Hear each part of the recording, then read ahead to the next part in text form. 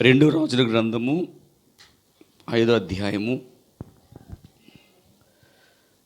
15-16 వచనాలు చదువుకుందాం. రెండవ రాజుల గ్రంథం 5వ అధ్యాయము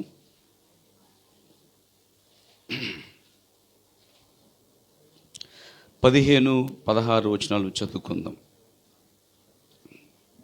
అప్పుడతడు తన పరివారముతో కూడా దైవజనుని దగ్గరకు తిరిగి వచ్చి అతని ముందర నిలిచి, చిత్తగించుము, ఇశ్రాయేలునున్న దేవుడు తప్ప లోకమంతటి యందును మరొక దేవుడు లేడని నేను ఎరుగుదును. ఇప్పుడు నీవు నీ దాసుడునైన నా యొద్ద బహుమానము తీసుకోవలసినదని అతనితో చెప్పగా, ఎలీషా, ఎవరిని సన్నిధిలో నేను నిలబడి ఉన్నాను, ఇశ్రాయేలు దేవుడైన ఆ యెహోవా జీవము తోడు నేనేమీ తీసుకొనను అని చెప్పాను. దేవుడి వాక్యం దీవించునుగాక. కొత్త నిబంధన గ్రంథం నుంచి మరొక వాక్యం చదువుకుందాం. మొదటి తిమోతి పత్రిక 6వ అధ్యాయము 9, 10, 11 వచనాలు చదువుకుందాం. మొదటి తిమోతి పత్రిక 6వ అధ్యాయము 9 నుంచి 3 వచనాలు చదువుకుందాం. ధనవంతులగుటకు అపేక్షించేవారు శోధనలోను, ఉరిలోను, అవివేకయుక్తములను, హానికరములనై అనేక దురాలోచనలోను పడుదురు. అట్టివి మనుషులను నష్టములోను నాశనంలోను ముంచివేయును. ఎందుకనగా ధనాపేక్ష సమస్తమైన కీడులకు మూలము. కొందరు దానిని ఆశించి విశ్వాసము నుండి తొలగిపోయి నానా బాధలతో తమను తామే పొడుచుకునిరి. దైవజనుడా, నీవైతే వీటిని విసర్జించి నీతిని, భక్తిని, విశ్వాసమును, ప్రేమను, ఓర్పును, సాత్వికమును సంపాదించుకున్నట్టుకు ప్రయాసపడము. ప్రేమ నమ్మగల పరమ తండ్రి, పరిశుద్ధమైన మా దేవ, ఈ సమయంలో సాయంకాలపు ఆరాధనకు నన్ను మమ్మల్ని తీసుకొచ్చినందుకు స్తోత్రాలు. ఇంతవరకు పాటల ద్వారా మహింపరచబడ్డారు. నీ పిల్లలు నిన్ను ఆరాధించారు దేవా. మేమందరం నిన్ను స్తుతించాం తండ్రి. నువ్వు మహిమగంత ప్రభావాలు పొందుకున్నావని విశ్వసిస్తున్నాం ప్రభువా. ఎందుకంటే 2-3 కూడిన చోట నువ్వు ఉంటానని చెప్పా ప్రభువా. నువ్వు ఉన్నావు, ఆరాధన పొందుకున్నావు. అలాగే ఈ సమయంలో చదవబడిన వాక్యాన్ని దీవించండి. కొద్ది క్షణములు నీ పక్షంలో పడుతున్న దాసుడు నన్ను బలపరచండి. నా నోటికి నోరుగా ఉండండి. నా అపిత్ర పెదాలను పవిత్రపరచండి. నా కంఠస్వరం తెరవండి. బలహీనుడు నన్ను బలపరచండి. కొద్దిసేపు మరుగుపరిచి అభిషేకించి నాయన మీరు వాడుకొనమని ఈ దీన పాత్రను మీకు అప్పగించుకుంటూ, వచ్చిన వారిని స్థలాన్ని మీకు కూడా సమర్పించుకుంటూ, ఇక్కడ ప్రతి వాతావరణం కూడా మీరే నీ పరిశుద్ధాత్మక ఆధ్వర్యములు తీసుకొనమని యేసుక్రీస్తు నామములో ప్రార్థించుచున్నాను. ఆమె దయచేసి కూర్చొని పేరా. ఈ రాత్రి ఒక అంశాన్ని నేను ముందు తీసుకోబోతున్నాను పేరా. నేను చెప్పబోతున్నటువంటి అంశం ఏంటంటే, ధనమును ఆశించని దైవజనుడు. ఏంటండి ఈ రాత్రి మనం చెప్పబోతున్న అంశం పేరు ఏంటంటే, ధనమును ఆశించని దైవజనుడు. ధనం అంటే డబ్బు, అంటే డబ్బును ఆశించని దైవజనుడు అనే ఒక అంశం మీద నేను మీతో కొద్దిసేపు మాట్లాడడానికి ఇష్టపడుతున్న పేరు. సాధారణంగా మనము పాస్టర్స్ని కానీ సేవకులు కానీ చూసినప్పుడు మనం వారికి కానుకలు ఇస్తాం, బహుమాలు ఇస్తూ ఉంటాం అన్నమాట. మంచిదే, హల్లెలూయా. కొన్నిసార్లు మేము హాస్పిటల్కి వెళ్తున్నప్పుడు, నేనైతే హాస్పిటల్ పరిచర్య కాదు నాది, వ్యక్తిగతంగా సువార్త చెప్పడం, సంఘాన్ని కట్టడం, సంఘానికి కాపరిగా ఉండి నా యొద్దకు వచ్చిన విశ్వాసాలను పోషించడానికి సంఘ కాపరిగా దేవుడు నన్ను పిలిచాడు.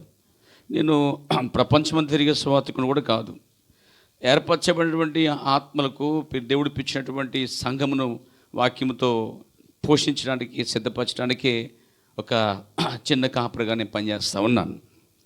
అయితే చాలామందిని చూశాను, హాస్పిటల్లోకి వెళ్ళినప్పుడు ప్రార్థన చేయగలుగుతారన్నమాట.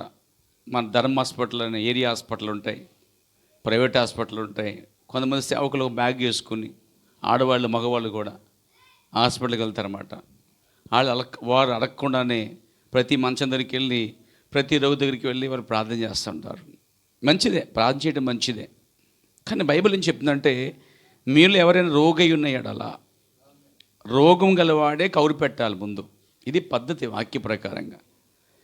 రోగస్తులు వెతుక్కుంటూ ప్రార్థన చేయటం కాదండి.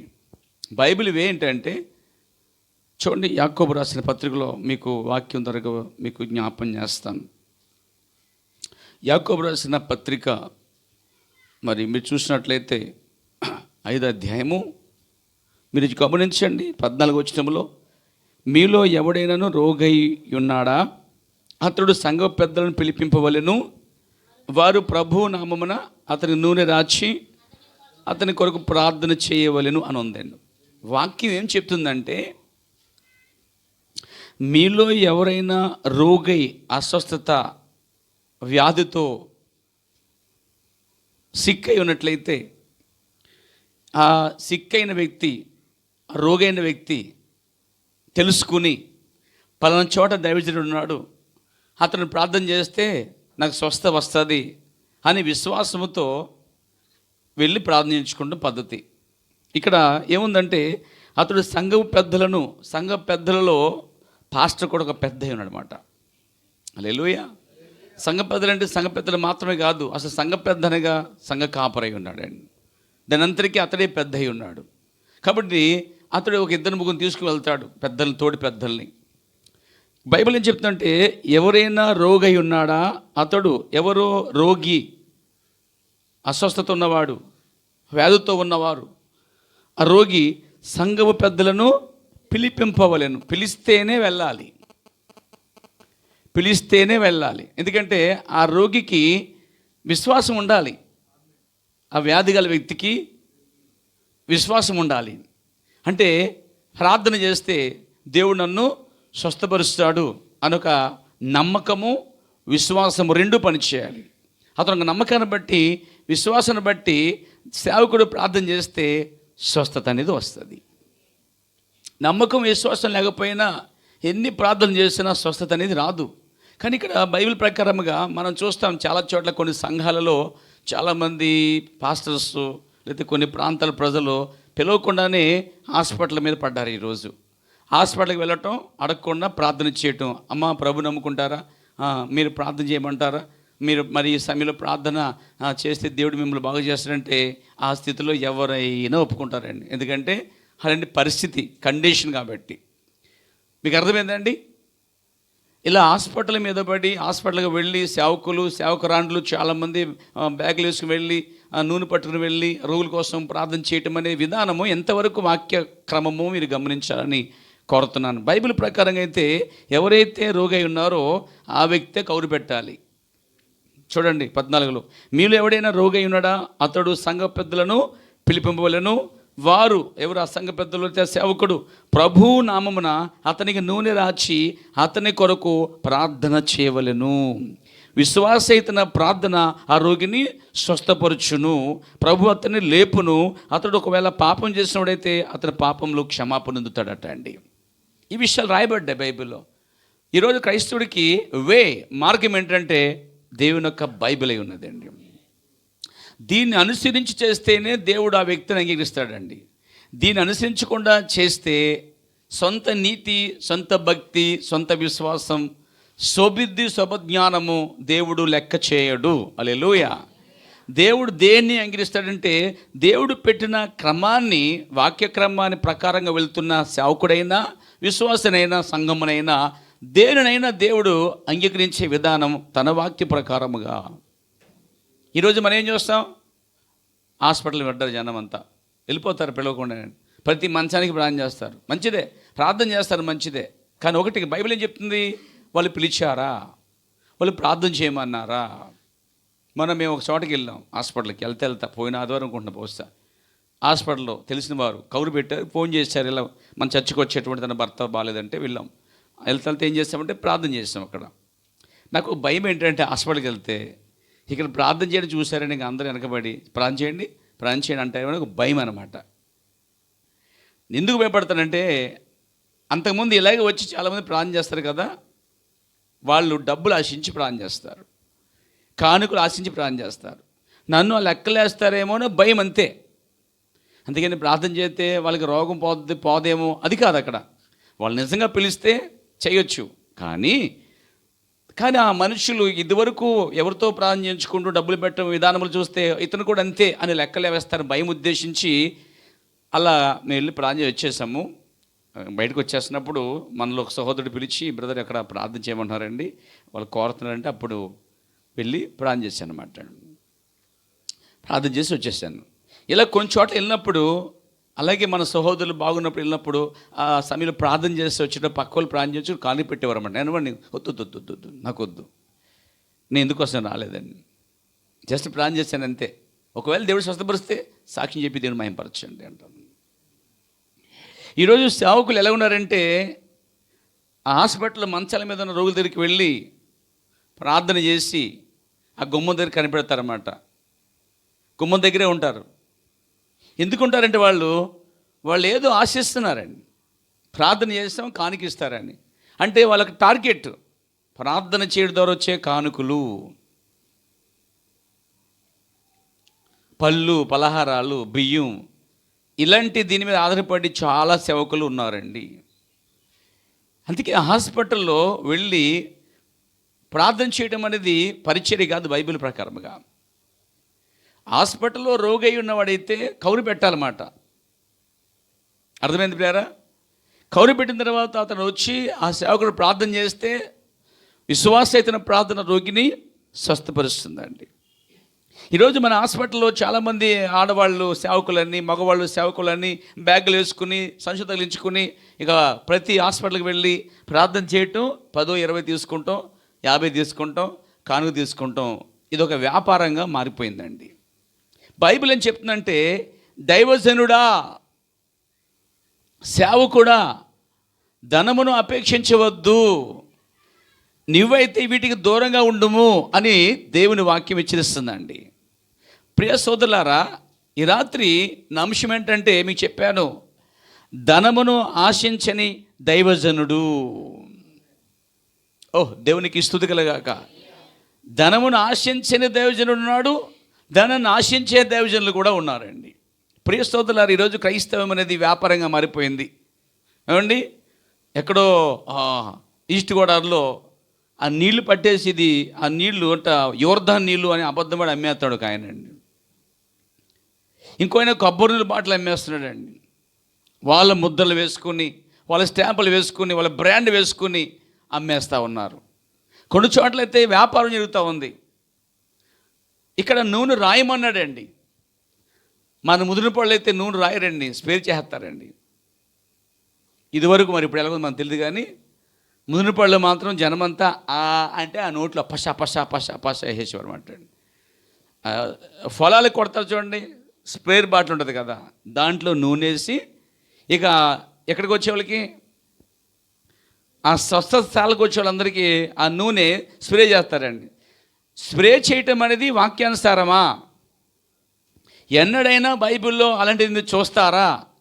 ముదిరిన పడెళ్తున్న వారందరికీ చెప్తున్నాను, బైబిల్ మిషన్లు పాటించే వారందరికీ చెప్తున్నాను, ఆ స్వస్థస్థాలకు వెళ్ళే వాళ్ళందరూ అక్కడ నూనె రాయించుకోవాలి. కానీ నూనె అనేది నోట్లో పోయించుకోవడం కానీ సోదరులారా, లేకపోతే స్ప్రే చేయడం కానీ అనేది బైబిల్లో మనకి ఎక్కడ కనిపించదు. ఇది మానవ సిద్ధాంతం, మానవ ఆచారం. బైబిల్ ప్రకారం చూడండి, వారు ప్రభువు నామమున అతనికి నూనె రాచి అని ఉందండి. నూనె రాయాలి. అసలు విధంగా చెప్పాలంటే సరైన విశ్వాసం ఉంటే నూనె కూడా అక్కర్లేదు, మాట మాత్రం చాలని బైబిల్లో ఒక ఆయన అంటున్నాడు. ఎవరంటే గనుడైన రోమియుడు అంటున్నాడండి. అయ్యా, నూనె అవసరం లేదు నాకు, అసలే నా దాసుడు అస్వస్థగా ఉన్నాడు, నువ్వు నోటితో మాట చెప్తే చాలు, నువ్వు పలికితే చాలు, నా దాసుడు బాగుపడతాడనేది.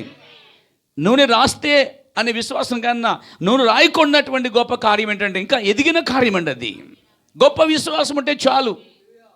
నూనె ఉన్నా విశ్వాసం లేకపోతే వ్యర్థం. విశ్వాసం ఉంటే నూనె అవసరం లేదు చెప్పాలంటే. దేవునికి స్తోత్రం కలుగాక. మీరు చూడండి, యేసుప్రభు దినాల్లో ఎక్కడ యేసుప్రభు ఎవరికి నూనె రాసినట్టుగా బైబిల్ కనబడదండి. ఒక్క సాక్ష్యం ఉండదు మీకు. మాట మాత్రం చెప్పాడు మాట. ఆయన మాట పలికేవాడు. ఆయన మాటలో స్వస్థత ఉన్నది, ఆయన చూపులో స్వస్థత ఉన్నది, ఆయన ఉమ్ములో స్వస్థ ఉన్నది, వస్త్రపు చెంగులో స్వస్థత ఉన్నది అండి. అందుకే ఆ రోమియుడైన గనుడు వచ్చి అన్నాడు, అయ్యా శతాధిపతి అంటే 100 మందికి అధిపతి అన్నమాట అతడు. శత అనగా 100. హల్లెలూయా. 100 మందికి అధిపతి అయిన వాడు వచ్చి, అయ్యా నువ్వు మాట మాత్రం చెప్పు చాలు, నా దాసుడు బాగుపడతాడండి. నూనె రాయవసరం లేదండి. ఎవరికి నూనె అంటే చూడండి, కొన్ని చోట్ల బుడ్లెట్టుకు వచ్చేదారు పాస్టర్ గారు, వాళ్ళకి అవసరం నూనె అండి. కానీ ఎదిగిన విశ్వాసులకి నూనెతో సంబంధం లేదు. మాట మాత్రం చాలు. యేసుక్రీస్తు నామములో ప్రార్థన చేస్తే, మాట పలికితే దేవుడు స్వస్థపరుస్తాడనే మాట పైన విశ్వాసం ఉంటే చాలు. కొన్ని చోట్ల అయితే అన్ని నూనె బుడ్లే ఉంటాయి సంఘం అండి, మొత్తం అదంతా నూనె బుడ్లేనండి. ఇక్కడ ఏమి లేవు కదా, అవసరం లేదు మనకి. ఎందుకంటే దాన్ని మించిపోయిన గొప్ప విశ్వాసం మనకు వచ్చిందండి. దేవునికి స్తోత్రం కలుగాక. అందుకే కొన్ని చోట్ల సాధారణంగా నూనె బాటలు ఇష్టపడండి, రాయని అవసరం లేదు. ఎందుకంటే ఎవరికి రాయాలంటే ఎవరు బలహీనగా ఉన్నారో, విశ్వాసం ఎక్కడుంది, నీ భాషగా నూనె రాస్తే నాకు బాగవుతుంది, అతను బట్టి లేక ఆమెను బట్టి మాత్రమే నేను ప్రార్థన చేస్తానండి. ఎదిగిన వారు మీద తెచ్చనుకోండి, మీకు సీవట్లు పడతాయి. ఎందుకంటే మీకు వర్తమానం తెలుసు, వాక్యం తెలుసు. ఇంకా నూనె బొట్ల కింద చుట్టూ తిరిగారు కూడా కుదరదు. ఇంకా చుట్టూ తిరుగుతూ దాని చుట్టూ తిరుగుతూ అది కాలం అయిపోయింది. ఇక ఎదిగిన కాలం ఇది. దేవునికి స్తోత్రం కలుగాక. విశ్వాసం నూనెల ద్వారా స్వస్థత రాదండి, అర్థమైందండి. విశ్వాసం ద్వారా స్వస్థ వస్తుందండి. ఈరోజు వర్తమాన సంఘాలు ఆ స్థితికి ఎదిగే స్థాయికి రావాలి. ఇంకా చాలా వర్తమాన సంఘాలు ఇంకా నూనె బుడ్డు కనిపిస్తుంది అక్కడక్కడ. నూనె బుడ్డు కాలం వెళ్ళిపోయింది. ఎందుకంటే ఇప్పుడు వధువు పలికే స్థాయికి సంఘం ఎదుగుతున్నది. దేవునికి స్తోత్రం కలుగాక. ఎవరికంటే ఈ నూనె రాస్తే నాకు స్వస్థత వస్తుంది అనే ఒక సామాన్యుడికి, విశ్వాసం లేని వారికి అది వార్తను వర్తిస్తుంది అన్నమాట. సో ఈరోజు చాలామంది హాస్పిటల్కి వెళ్ళటం, ప్రార్థన చేయటం, కానికేమని అడగటం, కొందరు డైరెక్ట్ కానుక అడిగేస్తున్నాడు. ఇంకా ఇలాంటి పరిస్థితులు బట్టి చూస్తుంటే నిజమైన సేవకుడికి, నిజమైన వాక్యానికి చోటు లేకపోతుంది అన్నమాట. యథార్థంగా లోకంలో ధనాన్ని ఆశించకుండా, దేన్ని ఆశించకుండా సేవ చేసిన మహానుభావులు ఎంతోమంది ఉన్నారు లోకంలో పేరు. అయితే అలాంటి మంచివారి యొక్క సేవ, మంచివారి సాక్ష్యము, ఆ మంచివారి యొక్క విధానాన్ని ఈ చెడ్డవారు ఏం చేస్తారంటే అనేకులు బయలుదేరి పాడు చేసేస్తున్నారు అన్నమాట. కాబట్టి సోదరులారా, ఈరోజు క్రైస్తవుడు వెళ్ళి హాస్పిటల్కి వెళ్ళి పిలవకుండా, రోగి ఆశించకుండా ప్రార్థన చేయడం అనేది కరెక్ట్ కాదు. అలా పిలిస్తేనే వెళ్ళాలి మరియు ప్రార్థన చేయాలి. మరి రోగి దగ్గర ఏది ఆశించకూడదు కూడా. ఈరోజు సేవకులు వెళ్తారంటే ఆ రోగంతో బాధపడుతుంటే కానికిస్తారా అని చూస్తారన్నమాట. అందుకే నేను కొన్ని చోటుకి వెళ్ళినప్పుడు వాళ్ళ పరిస్థితి చూస్తానమాట. ఆర్థిక సమస్య, వ్యవస్థ చూస్తాను. బాధలు, కష్టాలు ఉన్నప్పుడు కానుక తీసుకుంటాం కరెక్ట్ కాదు. హల్లెలూయా. వారు దేవుని చేత దీవించబడ్డామని తీసుకొచ్చి ఇచ్చే కానుకలు, విశ్వాసయుతమైన కానుకలు నిజంగా అంగీకరించబడతాయి. దేవునికి స్తోత్రం కలుగాక. అక్కడెక్కడో ఒక ఆయన ఒక చోట సమాధికి వెళ్ళారన్నమాట. సమాధి చేసేశారు. సమాధి అంతా అయిన తర్వాత పాస్టర్ గారు బైబిల్ తెరిచి, ఇదిగో బైబిల్ తెరిచి కానుక అన్నాడండి. అసలు ఏం చేయాలి ఆ పాస్టర్ని? అసలే ఏం చేయాలండి? ఆ పక్కన గోతి పది పెట్టాలి. ఏం నిజమేనండి. సగం చర్చలు బాధపడుతుంటే సమాధి దగ్గర ఈయన్ని శవాల మీద పైసలు ఎడుకున్నాడంటే ఈడేనమాట.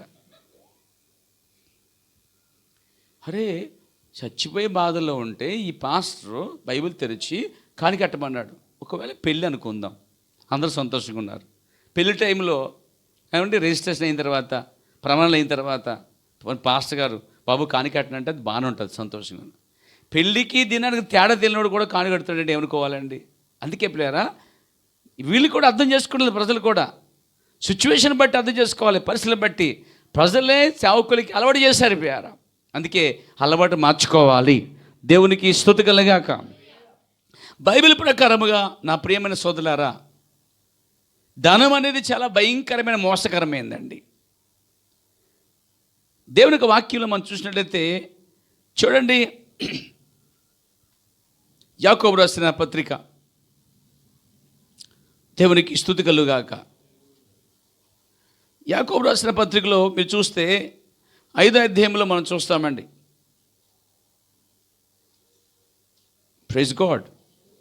మొదటి వచనం చూడండి. ఇదిగో ధనవంతులారా, మీ మీదకి వచ్చేడి ఉపద్రవమును గురించి ప్రలాపించి ఏడువుడి.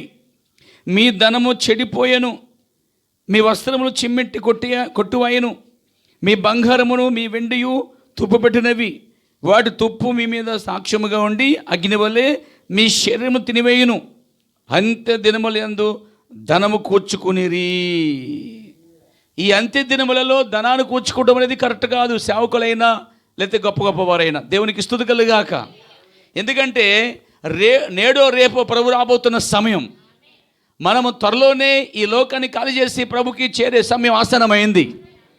ఇవి అంత్య దినములు, ఇవి చివరి దినములు. ఈ చివరి దినంలో చాలామంది అంటండి రాకడ మర్చి, ప్రభు రాకడ మర్చి, ఎత్తబాటు మర్చి, హల్లెలూయా, ఈ లోకం శాశ్వతము కాదని కూడా తెలిసి లేక మరిచి ధనం కోసం పరిగెడుతున్నారు. పేరా ధనం ధనం ధనం ధనం ధనం ఓ ధనం. ప్రియరా, ధనము కోసం పరిగెట్టినప్పుడు బైబిల్ చెప్తుంది అంత్య దినములలో ధనము సమకూర్చుకుంటున్నారా? ఓ హల్లెలూయా, దేవునికి స్తుతి కలుగాక. నా ప్రియమైన సోదరులారా, ఈ చివరి దినాల్లో ధనాల కంటే ముఖ్యమైనది ఏం తెలుసా? నీలో ఉన్న ఆత్మ. ఈరోజు ఉదయం చెప్పినట్లుగా ఈ శరీరంలో ఉన్న ఆత్మ 10,000 ప్రపంచాల కన్నా విలువైన ఆత్మ అండి. ఈరోజు ఉదయం చెప్పాను నేను, ఈ మట్టి శరీరంలో నివసించేటువంటి ఆత్మ, ఈ మట్టికైతే విలువ లేదు కానీ డస్ట్ ఒక స్పూన్ మాత్రమే ఇది. కానీ ఇందులో ఉన్న ఆత్మ మాత్రం 10,000 ప్రపంచాల కన్నా విలువైన ఆత్మ అండి. ఇది దాని ఒక విమోచన కొరకు, దాని ఒక రక్షణ కొరకు, దాని ఒక మార్పు కొరకు, దాని ఒక ఎత్తుబాటు కొరకు, నిత్యత్వం గురించి ఆలోచనలు పక్కన పెట్టి ధనం ధనం అని ప్రజలు పరిగెడుతున్నారు. పేర చాలామంది విశ్వాసులు, చాలామంది సేవకులు ఇదా ధనం మీద పడతా ఉన్నారు. పేర అయితే ధనము సంపాదించడం మంచిదే, కానీ కేవలము స్వార్థంగా, కేవలము తన కొరకు, కేవలము భూమి మీద ధనవంతులు అవ్వాలి, గాల్లో మేళ్ళ కట్టాలనేది సరైన విధానము కాదు. కష్టపడటం పనివాడి జీతానికి పాత్రుడే, తప్పలేదు. కానీ ధనం సంపాదించడం మంచిదే, కానీ ధనాపేక్ష ఉండకూడదట అండి. హల్లెలూయా. పోటీ ఉండకూడదు. ఆ పక్క వ్యక్తి కట్టాడు, ఈ పక్క వ్యక్తి సంపాదించాడు, ఆ పక్క వ్యక్తి పొలాలు కొన్నాడు, ఈ పక్క వ్యక్తి ఇలా చేశాడు అనే పోటీతో ధనం కోసము పరుగులు తీయకూడదు, తప్పు ద్రావులు పట్టకూడదు. కష్టపడాలి, తెచ్చిన దాంట్లోనే ఆనందించాలి. ఈరోజు చాలామంది ఒక ఆమంటుందన్నమాట, మా అబ్బాయి 2 చేతులు సంపాదించాడండి. ఎలా సంపాదించినాడు? ఓ చేత్తోనేమో కష్టజీతం, ఇంకో చేత్తోనే బల్ల కింద లంచాలండి. ఈ లంచాలు కూడా భయంకరమని ఇలా సమకూర్చుకుంటే బైబిల్ చెప్తుంది, ఒకడు ధనాపేక్ష కొరకు ఇలా అన్యాయం చేస్తూ, అక్రమం చేస్తూ, లంచాలు పుచ్చుకుంటూ అలా భయంకరంగా తాను సంపాదించే జీతం కన్నా 7 ఎక్కువ సంపాదిస్తున్నాడంటే అతను ధనాపేక్ష కొరకు పరిగెత్తుతున్నాడు. అయితే ఉగ్రత దినమున ఆస్తి అక్కరకు రాదు, ధనం అక్కరకు రాదు. అయితే బైబిల్లో ధనాన్ని ఆశించని ఒక దైవజనుడు కనిపిస్తున్నాడు మనకి. నాతో పాటు వాక్యం తినడం పేర రెండవ రాజుల గ్రంథం 5వ అధ్యాయంకి వద్దాం. హల్లెలూయా. ఈ 5వ అధ్యాయంలో మీరు చూసినట్లయితే హల్లెలూయా, ప్రైజ్ గాడ్, ఓ హల్లెలూయా. ఈ 2వ రాజుల గ్రంథంలో ఎలీషా కనిపిస్తాడు మనకి, దైవజనుడైన ఎలీషా. ఎలీషా ఇశ్రాయేలు ప్రజలకి ప్రవక్తగా ఉన్నాడు. ఈ 5వ అధ్యాయంలో సిరియా రాజు సైన్యాధిపతి అయిన నయమాను అనే వ్యక్తి కనిపిస్తాడు మనకి. సిరియనులు సిరియా దేశం, అది సిరియానికి సైన్యం ఉంది. సిరియా అనబడుతున్న సైన్యానికి అధిపతిగా ఉన్నాడు, అతని పేరు నయమాను. హల్లెలూయా. ఈ నయమాన్ అంట, నీ నయమానికి దేవుడే తోడుగా ఉండి యుద్ధాలన్నీ జరిగిస్తున్నాడట. కానీ అతడు దేశాలన్నీ చేస్తున్నాడు, కానీ అతనికి కుష్ఠరోగం ఉందట. పరక్రమశాలి ఉన్నాడు, కానీ అతనికి కుష్ఠరోగంతో ఉన్నాడు. అన్ని దేశాలు చేస్తున్నాడు, కానీ తనలున్న రోగాన్ని మాత్రం జయించలేకపోతున్నాడండి. అతను రోగం ఏంటి తెలుసా? కుష్టి రోగం. మనం కూడా చాలా అన్నీ చేయిస్తాం, ఇంకా పాపమును, ఇంకా అబద్ధాలని, ఇంకా మోసములను, ఇంకా లోకము, ఇంకా సినిమాలు, ఇంకా అలతుకు నాటపాట్లు, ఇంకా వాటిని జయించలేకపోతాం. అన్నీ చేయిస్తాం, కొన్నిటి దగ్గర మనము రాజీ పడుతూ ఉంటాం. ఇతడు కూడా అంతే, అన్నీ చేస్తున్నాడు, కానీ అతని కుష్ఠరోగం మాత్రం జయించలేకపోతున్నాడు. చాలా బాధతో ఉన్నాడు. ఓ రోజు చింతతో ఉన్నాడు. చింతాక్రాంతుడై బాధపడుతున్నప్పుడు ఆ ఇంట్లోనే ఇశ్రాయేలు దేశం నుంచి వచ్చిన ఒక చిన్నది పని మనిషిగా పనిచేస్తుందండి. ఆమె రోజు ప్రార్థన చేసుకుంటుంది. మరి ఆమె ఇశ్రాయేలు దేవుడైన యెహోవాను నమ్ముతుంది, ప్రవక్తలను నమ్ముతుంది. ఆమె కాలంలో ఎలీషా అనే దైవజనుడు ఇశ్రాయేలు దేశంలో ఉన్నట్టు ఆమె గ్రహించింది. అయితే తన యజమానురాలకు చెప్తుంది, నా యజమానురాలా, ఇదిగో నా యజమానుడు చాలా బాధపడుతున్నాడు. అతని రోగం పోవాలంటే ఒక మాట చెప్తాను నేను. నా దేశమందు ఒక ప్రవక్త ఉన్నాడు, ఎలీషా. అతని దగ్గరికి వెళ్తే ఆ ఎలీషా దైవజనుడు ప్రార్థన చేయగా ఇదిగో నా యజమానికి రోగం, కుష్ఠరోగం పోతుంది అని చెప్పింది. ఆమె చెప్పిన ప్రకారముగా ఆ యజమానురాలు తన భర్తకు చెప్పింది. భర్త ఏం చేశాడంటే తను ఎక్కడైతే పనిచేస్తున్నాడో సిరియా రాజుకి కౌరు పెట్టాడనమాట. సిరియా రాజు సరే నా సైన్యమంత్రికి అధిపతి కాబట్టి సరే మన శత్రు దేశము ఇది ఇశ్రాయేల్ దేశము, ఆ దేశ రాజు అధ్యక్షుడు ఉన్నాడు కదా, నేను ఆ రాజుకి సిఫారసు చేస్తాను అని ఓ లెటర్ రాసి పంపించాడంట. ఆ లెటర్లో ఎలా ఉందండి అంటున్నారంటే, దేవునికి స్తుతి కలుగాక. 6వ వచనంలో ఆ పత్రికలో 5:6 ఉన్న సంగతి ఏదనగా, నా సేవకుడైన నయమానుకు కలిగిన కుష్ఠరోగమును నీవు బాగు చేయవలెను. ఎవరో కాదు మీకు అర్థం కాలేదు. కుష్ఠరోగం ఎవరికి? నయమానుకే అండి. చిన్నది ఎవరు? ఇశ్రాయేల్ దేశపురాలు. సిరియా దేశం వేరు, ఇశ్రాయేల్ దేశం వేరు. ఇశ్రాయేల్ దేశంలో ఎలీషా ఉన్నాడు, సిరియా దేశంలోనేమో సైన్యాధిపతి అయిన ఈ యొక్క నయమాను ఇంట్లో పనిచేస్తున్న ఒక చిన్నది. ఆమె మాట ప్రకారంగా నయమానుకి చెప్పడం జరిగింది. నయమానుకి అర్థం కాక తను ఎక్కడ పనిచేస్తున్నాడు? సిరియా రాజు దగ్గర, సైన్యమంత్రికి అధిపతి కాబట్టి రాజుకు చెప్పాడు. ఆ రాజు ఏం చేశాడు? లెటర్ రాశాడు ఇంకో రాజుకి. ఏ రాజుకి? ఇశ్రాయేల్ ఒక రాజుకి రాశాడు. ఏమి రాశాడు? ఇశ్రాయేల్ రాజు, నా దగ్గర ఒక నయమాను ఉన్నాడు, అతనికి కుష్ఠరోగం ఉన్నది, నువ్వే బాగు చేయాలి. ఎవరు బాగు చేయాలి? మీకు ఇంకా అర్థం కాలేదండి. ఏమండి అసలు ఇక్కడ ఉన్నారా? అసలు వింటున్నారండి? ఎవరికి? అసలు రాజు ఎవరు? ఇద్దరు రాజులండి ఇక్కడ. ఒకడు సిరియా రాజు, ఒకడేమో ఇశ్రాయేల్ రాజు. సమస్య ఏంటి ఇక్కడ? రోగం. ఏ రోగం? కుష్ఠరోగం. దీన్ని పోవాలని ఏం చెప్పింది? చిన్నది, మా దేశంలో ఒక రాజు అని చెప్పలేదు, ఎలీషా దైవజనుడు ఉన్నాడు, పంపించమన్నది. దైవజనుడికి పంపించమంటే ఈ నయమాను వెళ్ళి ఆ రాజు చెప్పాడు. ఆ రాజుకి ఏం చేశాడు? లెటర్ రాశాడు. ఏమని? ఆ రాజుకి. ఏ రాజుకి? చదువుకుంటాడు అనమాట. చదవండి ఇప్పుడు. ఆ పత్రికలో ఉన్న సంగతి ఏదనగా, నా సేవకుడైన నయమానుకు కలిగిన కుష్ఠరోగమును నీవు బాగు చేయవలెను. ఈ పత్రికను అతని చేత నీకు పంపించి ఉన్నాను. ఇశ్రాయేల్ రాజు ఈ పత్రికను చదివి, అంటే ఇప్పుడు ఓ లెటర్ వచ్చిందన్నమాట. ఎవరికి? ఇశ్రాయేల్ రాజు గారికి లెటర్ వచ్చింది. చూసుకున్నాడు, నేను బాగు చేయడం ఏంటి? నేనేమో దైవజనునా, నేను వైద్యునా అన్నాడండి. ఇప్పుడు అర్థమైందనుకోండి మీకు. ఓ నాయనో, దేవునికి స్తోత్రం కలుగాక. హల్లెలూయా. ఒకడు పరుగుని వెళ్ళి తీసుకొచ్చే లెటర్ అనమాట. ఎవరికి ఇచ్చారు? రాజుగారికి ఇచ్చారు. రాజు చదువుకున్నాడు. చదువుకుంటే దాంట్లో ఏముందంటే, నా యొద్దనున్న వ్యక్తిని పంపిస్తున్నాను, అతని చేతికి ఇస్తున్నాను, అతను కుష్ఠరోగి, అతను నువ్వే బాగు చేయాలి. నేను బాగు చేయడం ఏంటారు బాబు? ఇలా పడేసేయడం ముందు పడేసి అంటున్నాడు ఇక్కడ. చూడండి, చదివి వస్త్రాలు చింపేసుకున్నాడట, బట్టలు చింపేసుకున్నాడు. బట్టలు ఎవరో ఎందుకని? నేను బాగు చేయడం ఏంటరా బాబు అని. దేవునికి స్తుతి కలుగాక. చంపుడకును, నేను చంపడానికి, బ్రతికించడానికి నేనేమో దేవుణ్ణా అనుకుంటున్నాడు మనసులో. అంటే ఇక్కడ చిన్నది చెప్పింది ఎవరంటే, అడ్రస్ రాంగ్. ఇది కరెక్ట్గా సేవకుడైన ఎలీషా దగ్గరికి వెళ్ళాలి. కానీ ఎక్కడికి పోయాడు ఇతడు? ఆ ఊరు దేశానికి పోయాడు, దేశ రాజ్య అధ్యక్షతకు పోయాడు. ఎవరు పంపించారు? ఈయన రాజు పంపించాడు. అంటే ఈ రాజులకి తెలియని ఒక దైవజనుడు అక్కడ ఉన్నాడు. ఈ ప్రభుత్వానికి తెలియని ఒక దైవజనుడు ఈ దినమున ఇక్కడ ఉన్నాడు. ఈ కాలములో ప్రవక్త విలియం బ్రన్హాం అనే దైవజనుడు ఉన్నాడనే సంగతి, అతను బోధించిన వర్తమానం అనే సంగతి ఈ ప్రభుత్వానికి, పెద్ద పెద్ద నాయకులకి, రాజులకి తెలియన ఆ రోజు ఎలీషా ఎలాగున్నాడో మరుగుగా ఈరోజు కూడా ఎలీషా ఆత్మ కలిగిన, ఏలి ఆత్మ కలిగిన విలియం బ్రన్హాం అనేటువంటి ఒక దైవజనుడు వర్తమాన రూపంలో మన మధ్యలో ఉన్నాడండి. Praise God. బట్టలు చింపేసుకున్నాడండి, పటపట చింపేసుకుని, నేనేమన్నా బాగు చేయడానికి బతికించడానికి దేవుడా అన్నాడట. ఒరే ఎక్కడ వెతకండ్రా అంటే ఆఖరికి దొరికాడు. ఎవరు? ఎలీషా. అయ్యా పలానా చోట. సరే బాబు, నా అర్థం కాదు కానీ నేనేం బాగు చేయలేను, ఇదిగో మా దేశంలోనే ఒక దైవజనుడు ఉన్నాడు, అతను ఎలీషా, పలానా ఇది అడ్రస్సు, వెళ్ళని చెప్పాడండి.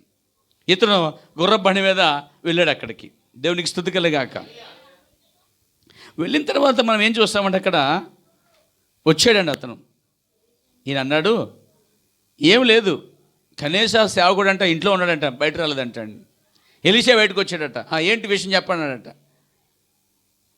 ఏంటి మీ సేవకుడు రాడా, మీరు చెప్పండి సార్ అన్నాడట. ముందు మీ సేవకుడు ఏంటి, మీరేంటి చెప్పండి, నేను వెళ్ళి చెప్తానడట.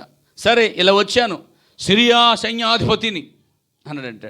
గుర్రాల మీద వచ్చాడు, రథాల మీద వచ్చాడు, వెనక ముందు బుల్లెట్లు, వెనకాల బుల్లెట్లు, అన్ని లైట్లే, అన్ని గుర్రాలు అనమాట. ఎందుకంటే సైన్యాధిపతి కదా, 100 మందికి అధిపతి అంటే మాటలా. ఎమ్మెల్యే వస్తుంటే రావట్లేదు జనాలు అందరూ, అంతకంటే ఎక్కువ పెడతాడు. కాబట్టి వెనక ముందు గుర్రాలు, రౌతులు, చాలామంది వచ్చేస్తారండి. ఈ సేవకుడు లోపడుండి, సరే ఏంటి సమస్య? అయ్యా ఇది కుష్ఠరోగం. ఏం అక్కలేదు, లెఫ్ట్ రైట్ తీసుకుంటే అక్కడ చిన్న మురుగు కాలువ ఉంటుంది. ఏ కాలువ? యోర్దాన్ నది. అక్కడికి వెళ్ళి మునగమని చెప్పానండి సింపుల్గా. ఇంకా ఆయన కోపం ఏంటి, అంత దూరం చూస్తే మురుగు కాలువ, యోర్దాన్ మురుగు కాలువ మునిగితే సరిపోద్దా? అలా మునిగితే స్వస్థ వచ్చేస్తుందా? అలాంటప్పుడు మా దేశంలో బోలని మంచిగా ఉన్నాయి, అక్కడ మునగలేక అని. ఎందుకంటే ఆయనకి ఈ 1, 2, 3 స్టార్లు ఎక్కువ ఉన్నాయండి. ఇవే కొంచెం గర్వం ఎక్కువ వచ్చేసాయి. స్టార్లు ఉండటం వల్ల గర్వం, కొంచెం పేరు ఎక్కువ రావటం, డబ్బు ఎక్కువ రావటం వల్ల మనుషులకి తల తిరగదు. ఏమై అంటే అంటారంట, తల కూడా తిరగదు, ఎందుకంటే కొవ్వు బాగా పట్టేస్తుంది. ఇలా చాలామంది ధనముతో గర్వించేవాళ్ళు, పేరుతో గర్వించేవాళ్ళు. సైన్యాధిపతి కూడా అదే గర్వంతో ఉన్నాడండి, చాలా అహంకార రౌద్రుడు అనమాట. ఆయనకి ఎందుకంటే 1, 2, 3, 4 స్టార్లు, స్టార్ మీద స్టార్లు, ఎన్ని స్టార్లు ఉంటే అంత గొప్ప, అంత పెద్దవాడు అనమాట. కాబట్టి ఆ స్టార్లు అడ్డొచ్చేసాయి గారికి. అర్థమైందండి. చాలామందికి హోదహడ్డు ఈరోజు తగ్గింపుకి, స్వస్థత పొందాలన్నా, స్వస్థత తీసుకోవాలన్నా మనిషి నేల మట్టి తగ్గించుకోలేకపోతాడు ఈరోజు అండి. అందుకే దేవుడు కూడా స్వస్థపరచలేకపోతున్నాడు. ఎందుకంటే తగ్గింపు లేని చోట దేవుడు ఏమాత్రం నివాసం చేయడండి. ఇక్కడ ఏం జరిగిందంటే వెనక్కి వెళ్ళిపోయాడండి అతను, వెనక్కి వెళ్ళిపోయాడు. ఈ రథం నడిపేవాడు అంటున్నాడు, అయ్యా అతను ఏమన్నా ఆస్తులు ఏమన్నాడా, డబ్బులు ఏమన్నాడా, లేకపోతే హాస్టల్కి కాలేజీలో డబ్బులు ఇమ్మన్నాడా, లేకపోతే కూటలు డబ్బులు ఇమ్మన్నాడా? ఏమీ లేదే. ఊరికే వెళ్ళి డబ్బులు ఆశించకుండా దాంట్లో ములగమని చెప్పాడు కదా, ఇది శ్రేష్టమైనది కదా, ఒకసారి ఆలోచించమయ్యా అని చెప్పగానే కొంచెం కూలయ్యి ములిగేసాడండి. ములిగేటప్పుడట ఒకటోసారి, రెండోసారి ములిగాడట. ఎన్నిసార్లు ములగమని చెప్పాడు సార్? 7 మార్లు అని చెప్పాడండి. 5 మార్లు మునిగితలు వేసాడంట. తగ్గలేదురా అన్నాడట. సార్ ఆయన చెప్పింది ఎన్నిసార్లు ములిగారు? ఇంకెన్ని ఉన్నాయి? 2 సార్లు ములిగాడు అన్నాడు. అప్పుడు 7వసారి లేచాడండి. 7వ మారు ములగ్గానే తన శరీరము స్వస్థ వచ్చిందండి. ఇలాంటి స్వస్థ అంటే చిన్న పిల్లవాడు యొక్క శరీరం వల్లే మంచి ఆరోగ్యకరమైన శరీరం వచ్చేసిందండి. అరే నిజమే రా అని చెప్పిన ప్రకారంగా 7 మార్లు. 7 అనగా తెలుసా 7వ సంఘకాలం. 7 అనగా తెలుసా అంత్యకాలము. 7 అనగా తెలుసా హానోకు అనే వ్యక్తి 7వ వాడిగా ఉండి రూపాంతరపరచబడి వెళ్ళాడు. ఈరోజు 7వ సంకాలం ఉన్న ఈ చివరి కాల వధువు రూపాంతరపరచబడి శరీరం మార్చబడి ఈ మట్టి శరీరం పోయి మహిమ శరీరం ధరించి పక్షి రాజుల వలె ఎగిరే సమయం ఆసన్నమైందండి. అంటే ఈ శరీరము నేడో రేపో మార్పు చెందబోతుందని గొప్ప నిరీక్షణతో విశ్వాసముతో సాగే కాలం అండి ఇది. హల్లెలూయా. కాబట్టి ఇక సంతోషం తట్టుకోలేక ఆయన వస్తా కొన్ని బస్తాల నిండా వెండి, బంగారం, వస్తువులు, విలువైనటువంటి వస్త్రాలు తీసుకొచ్చాడండి. వచ్చాడు అక్కడికి, డైరెక్ట్గా వచ్చాడు. ఎక్కడికి వచ్చాడు? మళ్ళీ అక్కడికి వచ్చాడండి. అయ్యా నువ్వు చెప్పినట్టుగా నేను ములిగాను, ముందు అపార్థం చేసుకున్నాను, కానీ తర్వాత నా పక్క రథం నడిపోడు చెప్పడం వల్ల కొంచెం నేను ములిగాను. నిజంగానే 5 సార్లు ములితే రాలేదు, 6 సార్లు రాలేదు, 7వసారికి స్వస్థ వచ్చేసిందయ్యా. నిజంగా నీ మాటలో జీవం ఉంది. అయితే ఇలా అన్నాడు 15వ వచనం, 15వ వచనంలో అప్పుడు అతడు దైవజనుని వద్దకు తిరిగి వచ్చి అతని ముందర నిలబడ్డాడు. చిత్తగించమంటున్నాడు. ఇశ్రాయేలు ఉన్న దేవుడు తప్ప అసలు లోకమంతా ఏ దేవుడు లేడని ఒప్పుకున్నాడు. అంటే తాను విగ్రహారం చేసే వ్యక్తి అతడు. జీవంగల దేవుడిని సేవకుడు చెప్పిన మాట విన్నాడు. స్వస్థత వచ్చింది. స్వస్థత ఎందుకు వస్తుంది తెలుసా? కేవలం దేవుడిని నమ్మడానికే. స్వస్థత ఎందుకు తెలుసా? కేవలం యేసుక్రీస్తునందు విశ్వాసం ఉంచడానికి, మార్పు చెందడానికి, క్రైస్తవుడిగా మారడానికే. దేవుడు రోగాలు తీసుకొచ్చినప్పుడు, దేవుడు స్వస్థపరిచినప్పుడు స్వస్థత అనేది ఒక ఎర. చేపను పట్టడానికే ఎరలగో ఒక ఆత్మను పట్టడానికి దేవుడు ఉపయోగించినది ఏంటి తెలుసా? స్వస్థత ఒక ఎర అన్నమాట. స్వస్థత పొంది వెళ్ళిపోవడం కాదు, కానీ స్వస్థత పొందిన తర్వాత మార్పు అనేది రావాలండి. మార్పు రావాలి. దేవునికి మహిమ కలుగాక. ఇక దేవుడు ఉన్నాడు, అన్య దేవుడు కాదు, నీ దేవుడే, ఇశ్రాయేలు దేవుడే నిజమైన దేవుడు అని ఒప్పుకున్నాడు. 16వ వచనంలో ఎలీషా, అక్కడ ఎలీషా తిరిగి వచ్చి అన్నాడు, అతడు ఒక మాట చెప్పాడు. ఆయన ఏమంటే, నీ దాసుడైన నా యొద్ద బహుమానం తీసుకోవాలన్నాడండి. సరే ఏంటి, ఏమిస్తావు అన్నాడండి.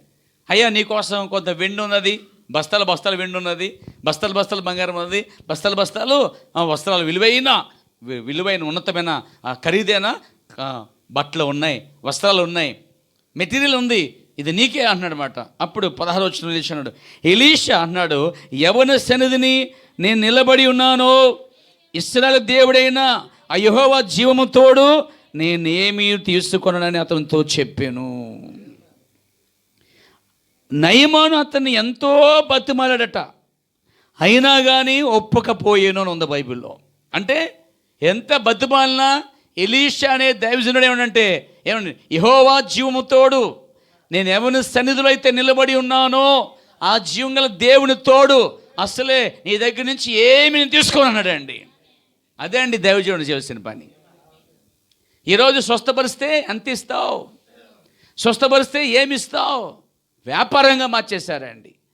స్వస్థత కూటాలు, స్వస్థత సభలు, తర్వాత స్వస్థత శాలలు.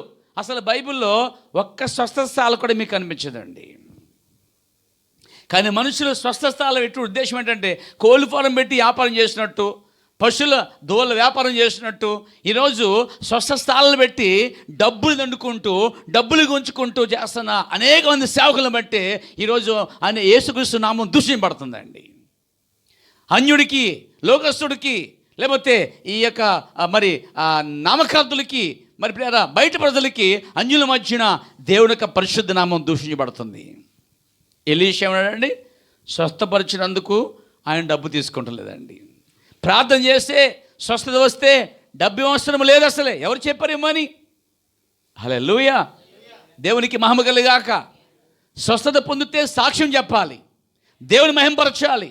ఇదిగో దేవుడు నన్ను బాగు చేశాడు, ఇదిగో నేను సాక్షినై ఉన్నానని నీ సాక్ష్యము ద్వారా అనేకమైనటువంటి ఆత్మలు దేవుని సన్నిధికి రావాలి. అందుకొరకే దేవుడు ఒక వ్యక్తిని ఏం చేస్తాడు, స్వస్థపరుస్తాడు. ఈరోజు ఎలాగైపోయిందంటే, స్వస్థ పొందాను, ఇదిగో కానికేస్తున్నాను అని కూర్చుంటాం అంతే. మళ్ళీ ఎవరికి సాక్ష్యం చెప్పవు. అలా కాదు. స్వస్థపరచబడిన తర్వాత నువ్వు నీ యాజకుడి కనబరుచుకుని మిగతా వారందరికీ ఏం చెప్పాలంటే, నాకు వ్యాధి పోయింది, నాకు రోగం పోయింది, నాకు స్వస్థ వచ్చిందని చెప్పి అందరికీ చెప్పడం వలన దేవుడు మహిమపరచబడతాడు, నామం కనపరచబడుద్ది. నువ్వు చెప్పే సాక్ష్యాన్ని బట్టి అనేకులు విశ్వసిస్తున్నారన్నమాట. ఇది జరగాలండి. కానీ ఈరోజు వ్యాపారం అయిపోయింది. వాడు ప్రార్థన చేస్తారు, డబ్బు తీసుకుంటారు పాస్టర్లు. వీళ్ళు కూడా డబ్బులు ఇచ్చాం కదా, అయిపోయింది ఇంకా అంటారు. ఏది విలువైంది ఇప్పుడు? అందుకే స్వస్థతలు అమ్ముకుంటే కుదరదు. ఎలీషా తాను స్వస్థతలను అమ్ముకోలేదు.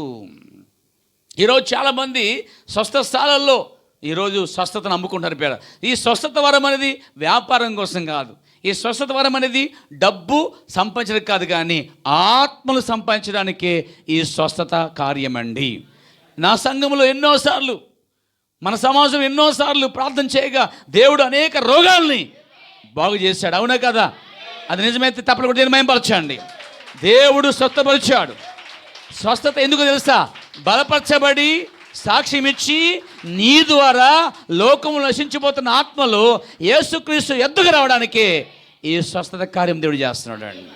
నాకు తెలిసినంతవరకు అదేనండి. హల్లెలూయా.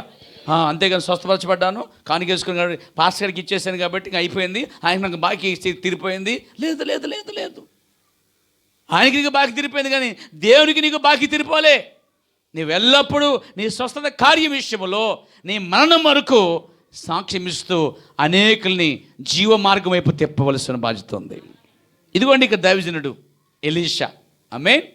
ఇతను ధనాన్ని ఆశించని దైవజనుడు అండి ఇతడు.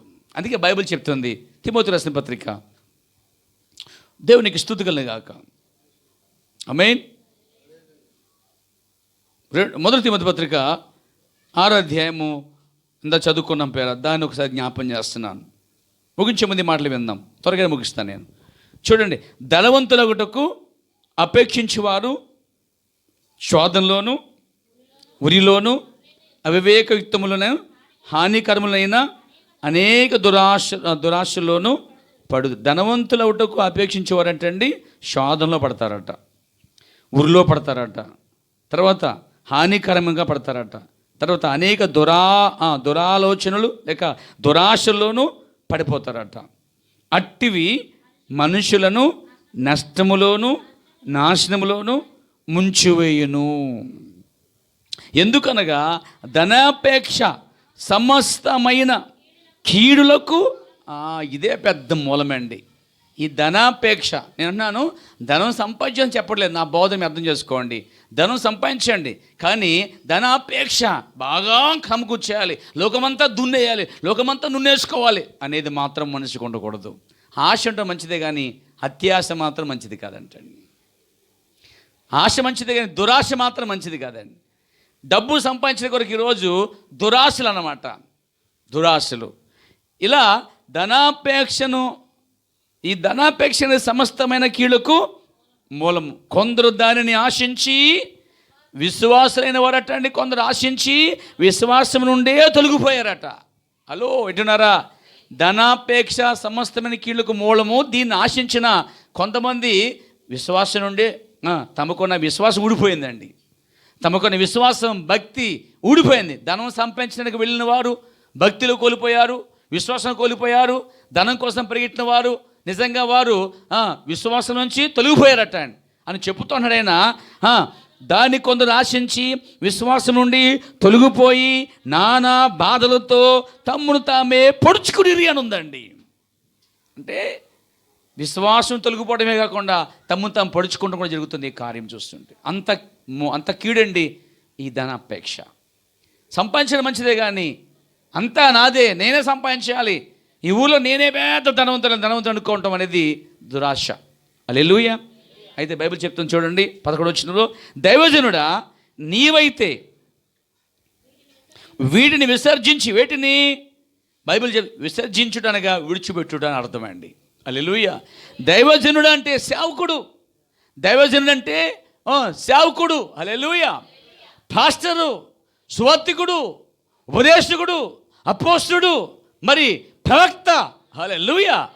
ఈ 5 రకాల గల సేవకులందరూ కూడా బైబిల్ ప్రకారంగా దైవజనుడా నీవైతే ధనమును వీటిని ఆశించకుండా వీటిని విడిచిపెట్టి నీతిని, భక్తిని, విశ్వాసమును, తర్వాత ప్రేమను, తర్వాత ఓర్పును, ఆ తర్వాత సాత్వికమును సంపాదించుకో. 1 నీతి, 2 భక్తి, 3 విశ్వాసం, 4 ప్రేమ, 5 ఓర్పు, 6 సాత్వికము, 6 సంపాదించుకుంటున్నాడండి ఆయన. దైవజనుడా ఇలాంటిది ఆశించొద్దని పౌలు గారు హెచ్చరిస్తూ ఉన్నాడు. ఎందుకంటే పౌలు గారు ఎలీషా కోసం చదివాడు. ఎలీషా అనే దైవజనుడు బహుమానాలు ఆశించలేదు, కానుకలు ఆశించలేదు, ధనాన్ని ఆశించలేదు. హల్లెలూయా. స్వస్థపరిచినందుకు ఇంత డబ్బిమ్మని అడగలేదు. ప్రియ సోదరులారా, అతడు ఉచితంగా ఇస్తున్నా కానీ ఎలీషా అన్నాడు నాకు అవసరం లేదు. హల్లెలూయా, హల్లెలూయా. యవనస్తులు నిలబడి ఉన్నాను, యెహోవా జీవంతోడు, నాకు ఒక నయా పైసా వద్దు, తీసుకెళ్ళిపోన్నాడండి. వెళ్ళిపోయాడండి ఆయన, వెళ్ళిపోయాడండి. ఈలోపు ఎలీషా దగ్గర ఒక పనివాడు ఉన్నాడు, అతని పేరు గెహజీ. ఇది గమనించి ఇతను ఏం చేశాడంటే వెళ్ళిపోయాడండి. దేవునికి స్తుతి కలుగాక. ఆ రథం వెనకాల పరిగెడుతున్నాడండి. రథం కొంత దూరం వెళ్ళిన తర్వాత ఇతను అరుస్తున్నాడు అనమాట. ఏమరుస్తున్నాడంటే, అయ్యా అయ్యా అయ్యా, మా సేవకుడి దగ్గరికి 2 వ్యక్తులు వచ్చారు, కొంత డబ్బు ధనం కావాలన్నాడండి. అబద్ధం ఆడాడండి. వాస్తవానికి ఎలీషా పంపించలేదు. ఎలీషా ఒకసారి వద్దన్నాడంటే ఇక తీసుకోడు. హల్లెలూయా. అలాంటి దైవజనుడు మళ్ళీ మాట మార్చడమా? అసాధ్యం అది. అతడు వాక్యం నిలబడి ఉన్నాడు, అతడు దేవుని సందు నిలబడి ఉన్నాడు, అతడు మారడు ఆ విషయంలో. కానీ ఇతను వెళ్ళి, అయ్యా 2 మనుషులు వచ్చారంట అనేసరికి ఇంత ఎక్కువ ఇచ్చాడట. 2 మనుషులు పెట్టి భుజాల మీద ఆ వెండిని బంగారము లేకపోతే వస్త్రాలు పెట్టి పంపించాడట. అతను మోసుకుని వచ్చాడంట. 2 వ్యక్తులు రాగానే గెహాజీ అవన్నీ తీసుకెళ్ళి ఇంట్లో దాహేసుకుంటాండి. ఎవరు? గెహాజీ దాచిన తర్వాత మెల్లిగా వచ్చాడంట. సేవకుడు ఎలీషా ముందు కనబడుతున్నాడు. ఎలీషా అంటున్నాడు, ఎక్కడికి వెళ్ళావు? అయ్యా ఇక్కడే ఉన్నానయ్యా అన్నాడట. అతడు రథము దిగి నిన్ను వెంబడిస్తున్నప్పుడు, నేను ఎదుర్కొన్నప్పుడు నా మనస్సు నీతో రాలేదా అన్నాడంట అండి. అంటే నువ్వు వెళ్ళటము, అతను దిగి ఎదుర్కొంటము, నీకు ధనం ఇవ్వటము, నీ తీసుకొచ్చి దాచటము, నా మనసు నీతో ఉంది, నువ్వు అది చేసావని చెప్పాడండి. అంటే చూడకుండానే చెప్పేశాడు ఆయన. గుండె రాడిపడింది అన్నమాట. వెంటనే నువ్వు తెచ్చుకునే ధనము కాదు, అతను విడిచిపెట్టిన కుష్ఠరోగము నీకు నీ కుటుంబానికి తరతరం ఉండుగాకన్నాడండి. అతనికి వెంటనే కుష్ఠరోగం వచ్చేసిందండి. శోధనలో పడ్డాడా? ధనాన్ని అపేక్షించాడా? శోధనలో పడ్డాడా? చెప్పండి. కీడులో పడ్డాడా? కష్టాల్లో పడ్డాడా? సమస్తమైన కీడు మూలం తీసుకొచ్చాడు. అబద్ధమడి తెచ్చాడండి. దైవసేవకుడు అన్నాడు, అతను పంపించకుండానే వెళ్ళాడండి. ఈరోజు ఎలీషా పేరు మీద అతను సంపాదించి అనుకున్నాడు, కానీ అతను సంపాదించింది ధనము కాదు, కుష్ఠరోగము. ఈరోజు యేసుక్రీస్తు పేరు మీద చాలామంది డబ్బు సంపాదిస్తున్నారు, కానీ డబ్బు కాదు, కానీ అది భయంకర వ్యాధి అయి ఉందండి. అది దేవునికి స్తుతి కలుగాక. హల్లెలూయా. ఆఖరిగా ధనమును ఆశించని మరొక దైవజనుడి కోసం చెప్పాలనుకున్నాను పేర. హల్లెలూయా. అతని పేరు విలియం బ్రెన్హమ్. అతడు ఎలీషా మీద ఏ ఆత్మ అయితే ఉన్నదో అదే ఆత్మ ఇతని మీద ఉన్నది పేర. ఎలీషా ఎంతో, ఇతడు కూడా అంతే. హల్లెలూయా. ఒక రోజున పశ్చిమ ప్రాంతంలో విలియం బ్రెన్హమ్ అనే దైవజనుడు కూటాలు ఏర్పాటు చేశాడనమాట. ఆ కూటాలకి చాలామంది వచ్చారు. అందులో కొంతమంది స్వస్థపరచబడ్డారండి. స్వస్థపరచబడిన వారు ఇంటికి పోయిన తర్వాత తమ ఇంటి వారికి చెప్పారు. ఎవరైతే స్వస్థపరచబడ్డారో వాళ్ళు యజమానుడు అటండి, ఆ ఇంటివాడట. ఆ ఇంటివాడు చాలా పెద్ద ధనవంతుడు అంటండి. వింటున్నారా? అతనికంటే అండి పశువుల క్షేత్రం ఉందటండి. అంటే పశువుల క్షేత్రం, చాలా పెద్ద మైదానం, పెద్ద క్షేత్రము, దాంట్లో పశువుల వ్యాపారము. అయ్యో, చాలా పశువులు, అంటే జెర్సీ ఆవులు లాంటి ఆవులు, పాలిచ్చే ఆవులు, పెద్ద పెద్ద గేదెలు, ఇలా పాలు ఉన్నటువంటి ఆ పెద్ద పశు కేంద్రం ఉంది. అంటే చాలా ధనవంతుడండి. అంటే కొన్ని వేల అక్కడ ఆ యొక్క ఆవులు ఉన్నాయి. పాలు వ్యాపారం, ఆవు మాంస వ్యాపారం అన్నమాట. అతను మరి చూస్తుంటే పశువులకి ఆ యొక్క పెద్ద క్షేత్రానికి పెద్ద యజమాని అనమాట. అతను సొంతది అనమాట అండి. అతని పనివారిలో, అతని బంధువులలో కొంతమంది ఈ ప్రవక్త కూటలకు వచ్చి స్వస్థపరచబడి వెళ్ళి అతను చెప్పారండి. ఆ దైవజనుడు లేకపోతే ఆ గొప్ప ధనవంతుడు ఏం చేశాడంటే, ఇప్పుడు అతను ఎక్కడ ఉన్నాడో తెలుసుకున్నాడు, ఇతని గురించి తెలుసుకున్నాడు. ఇతన్ని ఒక రోజున ఇంటికి రమ్మని పిలిచాడు, భోజనం పిలిచాడండి. హల్లెలూయా. ఈ దైవసేవకుడు విలియం బ్రెన్హమ్ అతని వద్దకు వెళ్ళాడు. ఆమేన్. ఆ ఇంటి యజమానుడు, హల్లెలూయా, ఈ కూటములో కొందరు స్వస్థపరచబడ్డారు, ఆ స్వస్థపరచబడిన వారు నా జనులు అని చెప్పాడండి. అందుకు నేను భోజనం పిలిచాడు. అతనికి ఆ ధనవంతుడి భోజనము ఉన్నతమైన భోజనం ఏర్పాటు చేశాడు. ప్రవక్త బ్రెన్హమ్ గారు భోజనం చేశాడు. అయిపోయింది. అంతా అయిపోయిన తర్వాత ఈ గొప్ప ధనవంతుడు ఏం చేశాడంటే ఒక చెక్ ఇచ్చాడండి. ఆ చెక్ మీద 45 పెద్ద ఆలయములు కట్టగలిగినంత ధనము, డబ్బుతో కూడినటువంటి ఆ చెక్కుని ఇచ్చాడు. 45 పెద్ద ఆలయములు అంటే ఒక్కొక్క ఆలయము 1 కోటి రూపాయలు వేసుకోండి. ఉదాహరణ చిన్నగా 45 కోట్లు కలిగిన ఒక చెక్ ఇచ్చాడండి. ఇంకా తక్కువ చెప్పాలంటే హల్లెలూయా 400 కోట్లు అని చెప్పుకోవచ్చు మనం చెప్పాలంటే. ఒక్కొక్క అతడు కనుక చెక్కు మార్చుకుని ఒక ప్రాంతంలో పెద్ద పెద్ద ఆలయాలు కట్టాలంటే అలాంటి 45 మందిరాలు, అంటే పెద్ద పెద్ద మందిరాలు అన్నమాట, పెద్ద స్థలము, ఒక 10 ఎకరాలు 1000 ఎకరాలు కలిగినటువంటి ప్రదేశంలో అతను కట్టగలిగినటువంటి అలాంటి 45 కొనుక్కోవచ్చు అన్నమాట. అంటే కొన్ని వేల డాలర్లు, కొన్ని వందల డాలర్లు. హల్లెలూయా 45 పెద్ద మందిరాలు కట్టగలిగినటువంటి విలువైనటువంటి ఒక డబ్బు అతను చెక్ ఇచ్చాడు అండి. Praise God. భోజనం అయిపోయిన తర్వాత చెక్ ఇచ్చాడు. బ్రదర్ బ్రెన్హామ్, ఈ 45 పెద్ద ఆలయములు కొనగలిగినంత ధనము సరిపడినంత చెక్ రూపంలో నీకు ఇస్తున్నానయ్యా కృతజ్ఞతగా. ఎందుకంటే నా ప్రజలను నీ కొడలకు వచ్చినప్పుడు ప్రార్థన చేయగా వారికి స్వస్థత వచ్చింది. ఎక్కడికి వెళ్ళినా వారికి స్వస్థత రాలే, కానీ నీ కోటాలు వారు స్వస్థపరచబడ్డారు. దయచేసి ఈ 45,000 డాలర్లు లేక 400,000 డాలర్లు తీసుకోమని చెప్పాడండి. ఆయన ఏమన్నాడు చూద్దాం. ఈ సేవకుడు బైబిల్ చదివినవాడైతే, ఎలీషా ఆత్మ ఇతను ఉన్నట్లయితే, ఎలీషా ఆత్మ ఎలాంటిదో ఇతనిలో కూడా అలాంటి ఆత్మే ఉండాలి ప్రియారా. బైబిల్ని ఫాలో అయినా మరి పౌలు గారు సేవకుడా ధనాన్ని ఆశించకు, దాన్ని ఆశించి చాలామంది తొలగిపోయారు విశ్వాసం నుండి, తమ పడుచుకున్నారు అని చెప్పుకోగలిగాడంటే ఆ యొక్క పౌలు గారు ఎలీషా కోసం చదివాడు. పౌలు ఎలా చదివాడో అలాగే ఇతను కూడా ఎలీషా కోసం తెలుసుకున్నాడు. చెప్పాలంటే ఎలీషా మీద ఉన్న అదే ఏలి ఆత్మ ఇతను కూడా కలిగి ఉన్నాడు. ఇతను ఏమని తెలుసా అండి, హల్లెలూయా. అప్పుడు ఉలియన్ బెన్హామ్ అనే దేవజనుడు నీ డబ్బును నేను కోరట లేదు అన్నాడట. తప్పుడు కూడా ఏమైపోద్దామా, నీ డబ్బు నేను కోరటము లేదు. ఎలీషా అన్నాడు కదా, యెహోవా నిలబడి ఉన్నాను, ఆ యెహోవా జీవం తోడు, నాకొక్క ఎండి పైసా కూడా వద్దు, నయా పైసా వద్దని చెప్పాడు. ఈయనకు చెప్పాడు, అయ్యా నీ డబ్బు నేను కొనటం లేదు.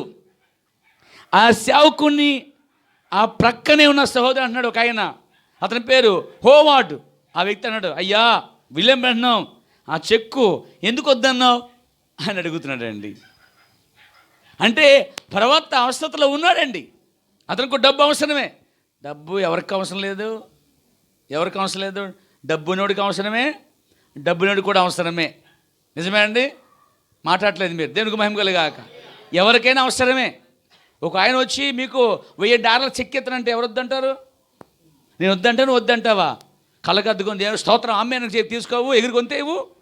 అయితే అవకాశాలు వచ్చినా కానీ ఈ ప్రవక్త బెన్హామ్ అంటున్నాడు, అయ్యా నీ డబ్బు నాకు అవసరం లేదయ్యా, నాకు వద్దయ్యా.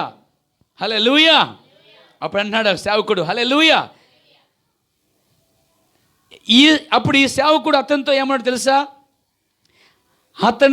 నాకు అతని ధనం వద్దు, ఆమేన్, ఏ దినమునకు ఆ దినము నన్ను బ్రతకనిమ్ము, నేను డబ్బు కోసము ఈ సేవ చేయటము లేదు, నేను ప్రభువైన యేసుక్రీస్తును సేవించుకొనుచున్నాను. దేవుడికి మహిమ కలుగాక. దేవుని స్తుతిద్దాము చప్పట్లు కొట్టి. ఎందుకు తెలుసా, ఎలీషా అలాంటి ఒక దేవజనుడు మన కాలంలో ఉన్నాడే, అతడే విలియం బెన్హామ్ అనే వ్యక్తి. అలాంటి దేవజనుడు మనం కలిగి ఉన్నామండి. అలాంటి దేవజనుడి యొక్క వాక్యాన్ని పట్టుకుని ఈరోజు ఇక్కడ నిలబడి ఉన్నాను ప్రియారా. నేను కూడా ఏ ధనాన్ని ఆశించడం లేదు, ఏనాడు కూడా ఆశించలేదు ప్రియారా, ఆశించడం కూడా. ఎందుకంటే ఎలీషా వలే పౌలు ఉన్నాడు, పౌలు వలె ఎలీషా వలె విలియం బెన్హామ్ ఉన్నాడు. ఈరోజు విలియం బెన్హామ్ వర్తమానం చెప్తున్న సేవకులు అనేకులు ధనాన్ని ఆశించకూడదని ఈరోజు నేను ఎరుగురు. చాలామంది ఈ మెసేజ్లో ఉన్న పాస్టర్లు డబ్బు కొరకు తిండి కొరకు చాలామంది కక్కుతులు పడిపోతున్నారండి. డబ్బుల కొరకు పొగిడి డబ్బులు లాక్కున్నారు, డబ్బుల కోసం పొగవేసి వాళ్ళు లాభం సంపాదించుకున్నారు. సోదరరా, ఈరోజు ప్రవక్త విలియం బెన్హామ్ ఆ రోజు డబ్బు కొరకు ఎవరిని పొగడలేదు, డబ్బు కోసం ఆశపడలేదు. ఎలీషా వలె నిలబడి ఉన్నట్లయితే విలియం బెన్హామ్ వర్తమానం బోధించే సేవకులందరూ, విశ్వాసులందరూ కూడా ధనాన్ని అపేక్షించకుండా జీవించాలి. ఎందుకంటే ఈ తరములో ఆమేన్ ధనమును ఆశించని దైవజనుడు ఈ తరములో, ఆ తరములో ఎలీషా అయితే, ఆ తరములో పౌలు గారు అయితే, ఈ తరములో విలియం బెన్హామే ధనాన్ని ఆశించకుండా సేవ చేసిన వాడండి. అలాంటి సేవకుణ్ణి మిగతా సేవకులు, సంఘస్థులు, విశ్వాసులు అర్థం చేసుకుంటే ప్రేరా అతని వల్ల జీవించడానికి ఇష్టపడతారు. దేవుడి మనం దీవించి ఆశ్రయించను గాక. ఆమేన్. ప్రార్థన చేద్దాం. ప్రేమ ఈ రాత్రి మేము ధ్యానించిన అంశం, ఓ ప్రభు మీరు ఇచ్చారు, ప్రేరేపణ ఇచ్చారు. అది బైబిల్ నుంచి వచ్చిన వర్తమానం, అది ప్రవక్త నోటి ద్వారా వచ్చిన వర్తమానం. ఎలీషా ఎలాగైతే ధనాన్ని ఆశించలేదో, పౌలు ఎలాగైతే ఆశించలేదో, ఈ కడవరి కాలంలో ధనాన్ని ఆశించిన ఒక దైవజనుడిని మేము చూస్తాం. అతని పేరు విలియం బ్రాన్హమ్ అని విన్నాం ప్రభువా. నిజంగా ఈరోజు అలాంటి ధనాన్ని ఆశించని ఒక దైవజనుడి వర్తమానాన్ని మేము కలిగి ఉన్నందుకు స్తోత్రం చెల్లిస్తున్నాం. అతని వంటి జీవితం మాకు కూడా అనుగ్రహించండి, జీవింపచేసి ఆత్మతో నింపండి. మీకు మహిమకంతా చెల్లించుకున్నాం ప్రభువా. యేసుక్రీస్తుని అడుగుచున్నాము. ఆమేన్.